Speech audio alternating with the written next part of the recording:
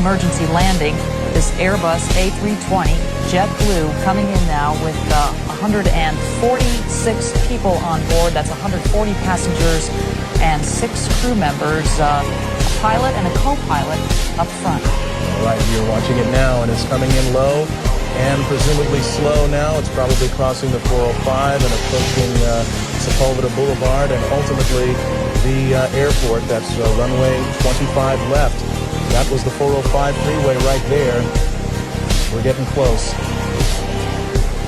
25 left, as Mark pointed out, the longest runway at LAX, the one they want to use for emergency landings if they can. And here it comes in now, this JetBlue flight 292 with that front nose gear pointed sideways. Hold it on.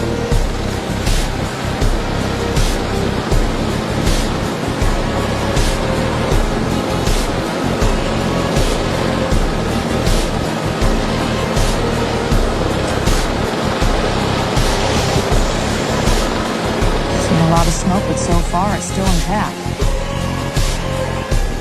Landing gear. He's now slowing down as best he can.